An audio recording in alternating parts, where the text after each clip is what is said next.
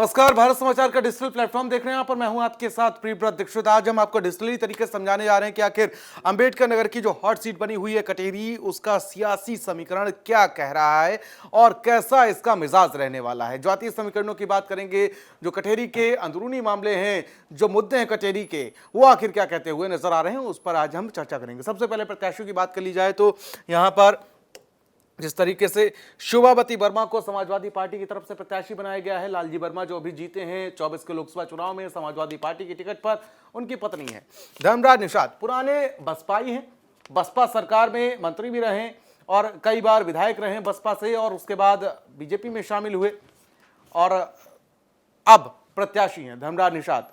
Nishad voters का क्या factor रहने वाला है उसका भी जिक्र करेंगे।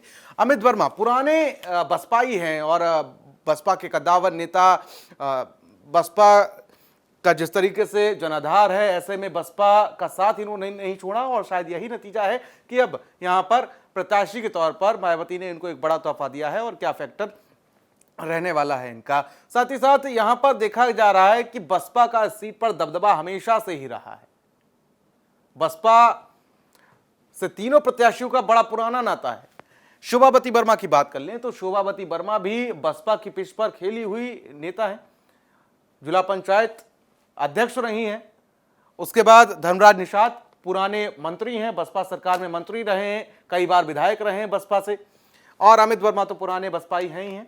तीनों प्रत्याशियों का कहीं ना कहीं बसपा से बड़ा तगड़ा नाता है। चलिए अब हम अभी तक के जिस तरीके से बात की जाए तो सियासी समीकरणों के साथ साथ जो जातीय यहां पर मुद्दे हैं उनकी भी बात करते हैं। अब देखिए, यहां पर सबसे ज्यादा अगर बात की जाए तो 95,000 अनुसूचित जाति के वोटर्स हैं, सबसे ज्यादा। दूसरे नंबर पर आते हैं ब्राह्मण मतदाता। ब्राह्मण मतदाता जो हैं वो 50,000 यहां पर हैं। 50,000 ब्राह्मण बड़ा खेल करने में सक्षम हैं कि आखिर ब्राह्मण मतदाता जिसकी तरफ हो गए, कहीं ना कहीं पल्ला भारी हो सकता है और ये बड़ी चुनौती भी हो सकती है बीजेपी के साथ साथ समाजवादी पार्टी के लिए। चलिए अब देखिए, क्षत्रिय मतदाता यहां पर लगभग 30,000 हैं। 30,000 क्षत्रिय मतदाता। कुर्मी वोटर्स की बात की जाए तो 45,000, मुस्लिम वोटर्स 40,000, यादव वोटर्स 22,000, निषाद जो हैं वो 30,000 और धर्मराज निषाद तो यहां से प्रत्याशी हैं। उसके बाद देखिए मौर्य वोटर्स की बात कर लें तो मौर्य वोटर्स जो हैं वो यहां पर 10,000, राजभर 20,000, बनिया 15,000 और पाल 7,000, कुमार 6,000, नाई 8,000। ये वोटर्स हैं, ये यहां पर जातिगत समीकरण है।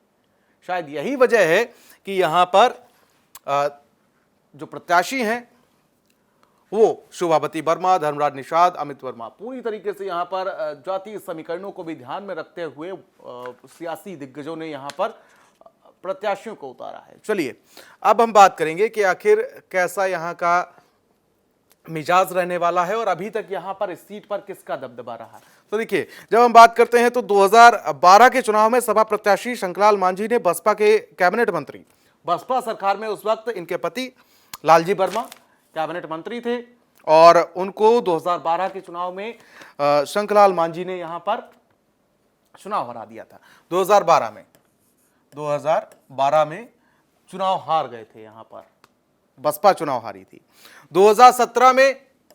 2017 में फिर इनको टिकट दिया गया बसपा की तरफ से।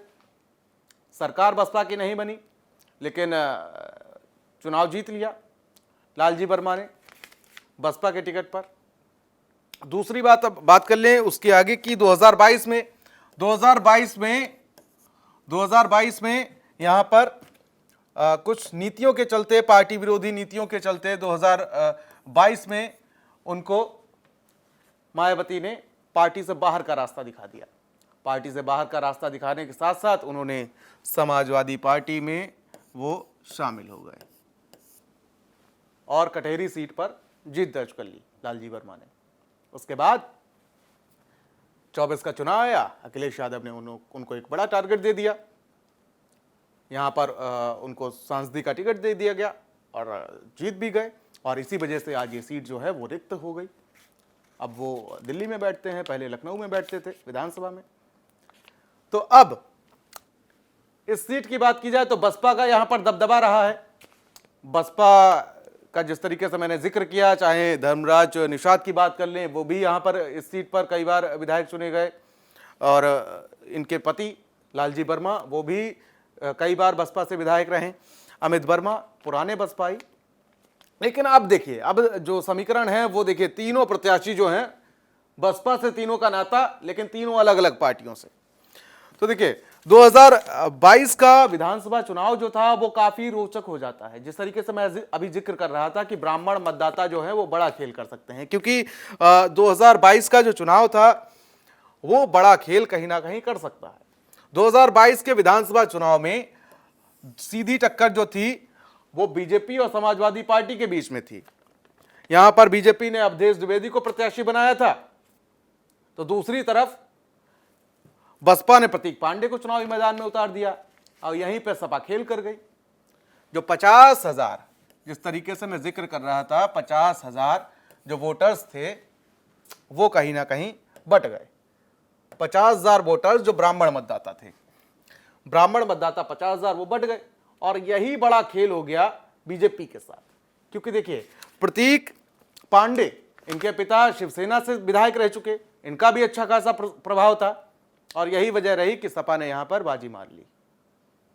लेकिन अब यहां पर सियासी समीकरण जो है वो बिगड़ते हुए नजर आ रहे हैं। समाजवादी पार्टी के लिए बड़ी चुनौतियां यहां पर होती हुई कहीं ना कहीं नजर आ रही हैं, क्योंकि अब पहली बात तो ये कि जिस तरीके से परिवारवाद का आरोप लगता है, शोभावती वर्मा सबसे पहले तो उस घेरे में आ गई कि भाई पति जो है वो सांसद हैं, पत्नी अब विधायकी के लिए टिकट इनको दे दिया गया। वो एक चुनौती शोभावती वर्मा के लिए हो सकती है। और दूसरी बात, बीजेपी के लिए भी कुछ चुनौतियां हैं। जिस तरीके से यहां पर कटेरी सीट पर मुख्यमंत्री योगी आदित्यनाथ ने खुद मोर्चा संभाला है। यहां पर मुख्य मुद्दों की अगर बात की जाए तो मुख्य मुद्दे यहां पर बेरोजगारी रहे। बेरोजगार इस क्षेत्र के युवा जो हैं वो काफी संख्या में हैं, और यही वजह रही कि सीएम योगी आदित्यनाथ ने यहां पर रोजगार मेला लगाया 24 के चुनाव के बाद, और सभी को थोक के रेट से नौकरियां बांट दी। अब वो फैक्टर कितना काम करता है वो भी देखने वाली बात होगी। लेकिन अभी जिस तरीके से बात की जाए तो समाजवादी पार्टी, यानी कि कह सकते हैं विपक्ष में, विपक्ष का यहां पर दबदबा हमेशा सही रहा है।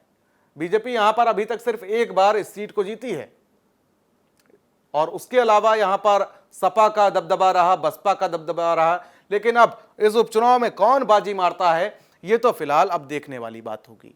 और ऐसे वीडियोस आपके लिए लाते रहेंगे। तब तक के लिए मुझे दीजिए इजाजत। तमाम बड़ी खबरों के लिए आप बने रहिए भारत समाचार के साथ। नमस्कार।